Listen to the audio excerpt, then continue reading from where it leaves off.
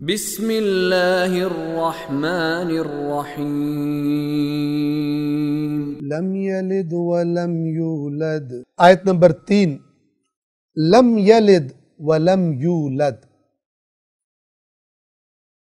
اس کا ترجمہ اس طرح سے، نہ اس نے جنا اور نہ وہ جنا گیا، یعنی نہ اس نے کسی کو جنا، کسی بیٹے کو، کسی بیٹی کو، کسی اولاد کو، اور نہ وہ کسی سے جنا گیا، یعنی نہ وہ خود کسی کی اولاد ہے۔ اس آیت کو بھی ذرا توجہ کے ساتھ سمجھیے۔ قرآن کریم اولاد کو صاحب اولاد کا جز قرار دیتا ہے۔ توجہ فرمائیے، سورۃ الزخرف، یعنی آیت سے پہلے آپ کی خدمت میں عرض کروں، اگر کوئی اس بات کا قائل ہو جائے، اس آیت کا مطلب یہ ہے جو آپ کی خدمت میں پڑھنے لگا ہوں، کہ حضرت عیسیٰ اللہ کے بیٹے ہیں، کوئی اس بات کا قائل ہو جائے جیسے مشرکین مکہ قائل تھے کہ فرشتے اللہ کی بیٹیاں ہیں، یعنی اولاد ہے اللہ کی، تو اس کے بارے میں قرآن مجید کیا کہتا ہے؟ کسی کو اللہ کی اولاد قرار دینا قرآن کی نظروں میں کیا ہے؟ توجہ فرمائیے، سورۃ الزخرف آیت نمبر 15، وَجَعَلُوا لَهُ مِنْ عِبَادِهِ جُزْءًا، اور انہوں نے قرار دے دیا ہے اس کے بندوں میں سے ایک جز اس کے لیے، یعنی ان لوگوں نے، ان مشرکوں نے، مشرکین کی بات ہو رہی ہے، انہوں نے اللہ کے بندوں میں سے اللہ کا جز قرار دے دیا ہے کسی کو۔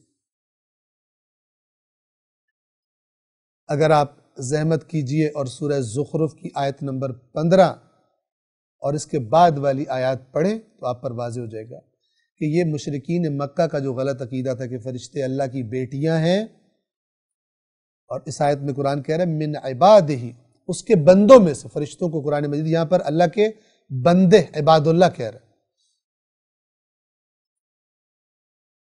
وَجَعَلُوا لَهُ، اور انہوں نے قرار دے دیا اس کے لیے من عبادہ، اس کے بندوں میں سے جزءاً، ایک جز، یعنی یہ جو کہتے ہیں فرشتے اللہ کی بیٹیاں ہیں، اولاد جز ہوتی ہے، یہ آیت یہ بتا رہی، اور اس کا معنی کیا ہے کہ اللہ یہ کہنا چاہ رہا ہے کہ خدا کا کوئی جز نہیں ہے۔ لہذا اگر کوئی یہ سمجھے کہ اللہ کی ذات سے فلان ذات بنی ہے اور اللہ کی ذات جیسی ہے، یعنی جو اللہ کی ذات ہے کہ کوئی اس کی حقیقت کو نہیں جان سکتا کہ خداوند عالم کی ذات کیا ہے۔ امام سجاد علیہ السلام صحیفہ سجادیہ میں فرماتے ہیں وَانْحَسَرَتِ الْعُقُولُ عَنْ كُنْهِ مَعْرِفَتِ، عقلیں حسرت زدہ ہیں اس کی ذات کی طے کی معرفت تک پہنچنے سے کہ وہ کیا ہے، وہ تو کوئی نہیں جان سکتا۔ لیکن اگر کوئی یہ عقیدہ بنا لے کہ فلان مقدس ذات اللہ کی ذات سے الگ ہوئی ہے، جز ہے اس کا، وہ کافر اور مشرک ہے قرآن مجید کی اس آیت کی روشنی۔ وَجَعَلُوا لَهُ مِنْ عِبَادِهِ جُزْءًا، اور انہوں نے اللہ کے لیے اس کے بندوں میں سے ایک جز قرار دے دیا، إِنَّ الْإِنسَانَ لَكَفُورٌ مُبِينٌ، بے شک انسان کھلا ناشکرہ ہے۔ کفور کا معنی ناشکرہ کرے، اسی سے کفر کا معنی بھی آتا ہے۔ شکر گزاری نعمت کا اقرار ہوتا ہے، اور ناشکری نعمت کو چھپا لینا، حق کو چھپا لینا، اسی کو کفر بھی کہتے ہیں۔ کفور، اور کوئی ڈھکا چھپا کفر نہیں، لَكَفُورٌ مُبِينٌ، کھلا اور واضح کفور ہے۔ وہ کہ جو کسی کو اللہ کا جز سمجھے، اللہ کی ذات کا حصہ سمجھے کہ یہ اللہ کی ذات سے الگ ہوا، یہ اللہ کا جز ہے، اللہ کا بیٹا ہے، اللہ کی بیٹی ہے، یا کسی بھی اور تعویل کر کے اس جہت سے کسی کو اللہ جیسا بنا دے۔ توجہ فرما رہے، یہ کفور مبین ہو جائے گا، کوئی کفور مخفی بھی نہیں ہوگا، بلکہ خفیہ بھی نہیں ہوگا، بلکہ کھلا اور واضح مشرک اور کافر بن جائے گا۔ کس آیت پر ہم بات کر رہے ہیں؟ لم یلد ولم یولد۔ اسی کے ذیل میں آپ کو عرض کروں کہ جن لوگوں نے حضرت عیسیٰ کو علیہ السلام کو اللہ کا بیٹا قرار دیا، قرآن ان کے بارے میں کیا کہتا ہے؟ اللہ کا بیٹا قرار دیا، اللہ کا جز قرار دے دیا۔ یہ سورہ مائدہ کی آیات ہے، میں تیزی سے ان کا ترجمہ پڑھتا ہوں، یہ یاد دہانی کے لیے، تاکہ اگر آپ سورہ اخلاص کو سمجھنا چاہیں، قرآن کی آیات تفسیر کرتی ہے ایک دوسرے کی۔ قرآن فرماتا ہے لقد، یہ آیت نمبر 72 سورۃ المائدہ سے میں پڑھ رہا ہوں، لقد کفر الذین قالوا ان اللہ هو المسیح ابن مریم، بے شک کفر کر دیا ان لوگوں نے، کافر ہو گئے وہ لوگ جنہوں نے کہا کہ اللہ مسیح ابن مریم ہے، یعنی یہ بھی اللہ ہے، اللہ کا بیٹا یعنی اللہ ہے۔ جبکہ وقال المسیح، جبکہ مسیح نے تو یہ فرمایا تھا یا بنی اسرائیل لعبدوا اللہ ربی وربکم، مسیح نے کیا فرمایا تھا کہ اے بنی اسرائیل اللہ کی عبادت کرو، میرا بھی جو رب ہے اور تمہارا بھی رب ہے۔ اور انہوں نے کیا فرمایا تھا؟ انہ من یشرک باللہ، بے شک جس نے اللہ کے ساتھ شرک کیا، جو تم لوگ کر رہے ہو بعد میں اسی عیسیٰ کے نام پر جو توحید بتانے آیا تھا، اسی عیسیٰ کی شان بڑھانے کے چکر میں، غلو کرنے کے چکر میں تعویلیں کر کے تم نے اللہ کا بیٹا بنا دیا۔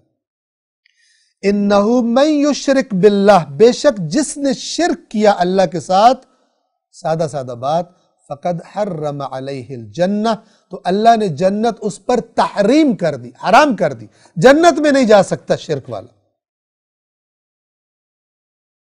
اب کوئی عیسائی آ کے کہے کہ جس کی محبت کے نشے میں ہم نے اس کی شان بیان کی ہے، وہی ہمیں چھڑا بھی لے گا، وہ برات کا اظہار کرے گا، تبرہ کرے گا، جیسا کہ قرآن نے حضرت عیسیٰ کا تبرہ بتایا ہوا ہے۔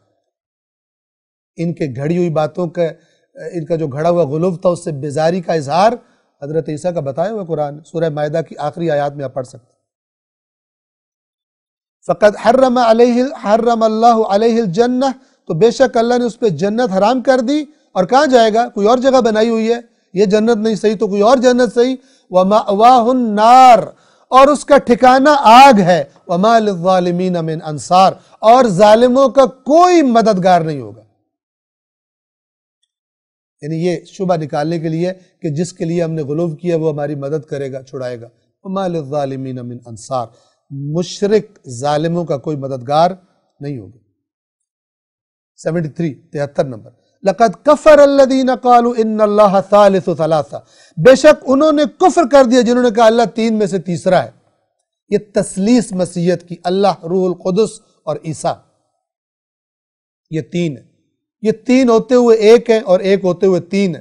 کوئی پوچھے یہ کیسے ہو سکتا ہے؟ کوئی چیز یا تو تین چیزیں ہوتی ہیں یا ایک چیز ہوتی ہے، جو ایک ہوتا ہے وہ تین نہیں ہو سکتا، جو تین ہوتے ہیں وہ ایک نہیں ہو سکتا۔ تو کہتے ہیں یہ عقل کی نہیں، معرفت کی باتیں، یہ عقل سے آگے کی باتیں، یعنی موجے کرو عقل کے بعد۔ ہر غلو کرنے والا جب اس کے سامنے واضح کوئی بات رکھی جاتی ہے، اس کے پاس کیا ہوتا ہے؟ یہ کہتا ہے یہ بڑے راز ہیں جو نہیں پتہ چل سکتے۔ تو اللہ نے اپنے بندوں کو گمراہ کرنے کے لیے ایسا کیا ہے، قرآن مجید میں جو بتایا ہے، واضح کیا ہے۔ یا کیا کہیں گے یہ عقل سے آگے کی باتیں ہیں، جبکہ قرآن بھرا پڑا ہے کہ عقل سے کام لو، عقل سے کام لو۔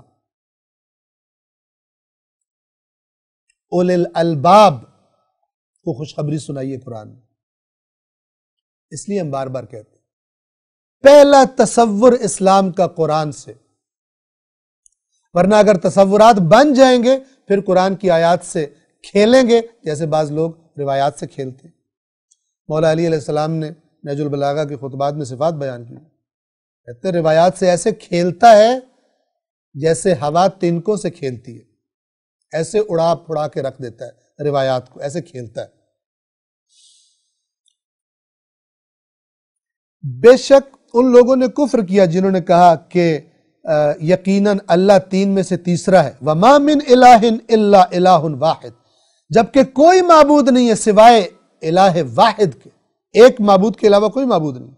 وَإِن لَّمْ يَنْتَهُوا عَمَّا يَقُولُونَ، اور اگر یہ لوگ باز نہ آئے جو یہ باتیں کر رہے ہیں، لَيَمَسَّنَّ الَّذِينَ كَفَرُوا مِنْهُمْ عَذَابٌ عَلِيمٌ، تو ان میں سے، ان مسیحیوں میں سے جنہوں نے یہ کفر اختیار کیا ہے، ان کو دردناک عذاب چھوئے گا، ٹچ کرے گا، یعنی ان کو سہنا پڑے گا۔ افلا یتوبون الی اللہ ویستغفرون، تو کیا یہ لوگ اللہ کی طرف توبہ نہیں کرتے اور استغفار نہیں کرتے؟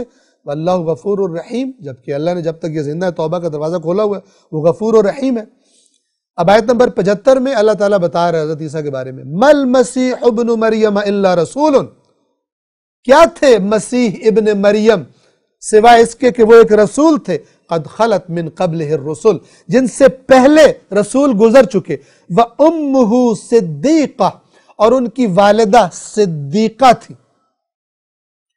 کانا یأکلان الطعام، توجہ کیجئے، جو کھانا کھاتا ہو وہ اللہ نہیں ہوتا، کھانا کھاتے تھے یہ دونوں، عیسیٰ اور ان کی والدہ علیہ السلام، کانا یأکلان الطعام، یہ دونوں کھانا کھاتے تھے۔ انظر اے رسول دیکھیے، کیف نبین لہم الآیات، کیسے ہم ان کے سامنے آیات کو کھول کھول کر بیان کر رہے ہیں، ثم منظر، اور پھر دیکھیے، انا یؤفکون، اس بیان کے باوجود کہاں یہ جھوٹ میں بھٹکتے پھرتے ہیں، پھر یہ گھڑ گھڑ کر باتیں لاتے ہیں اور تعویلیں کرتے ہیں، اور پھر شرک کی وادیوں میں، جھوٹ کی وادیوں میں بھٹکتے پھرتے ہیں۔ اللہ العلی العظیم۔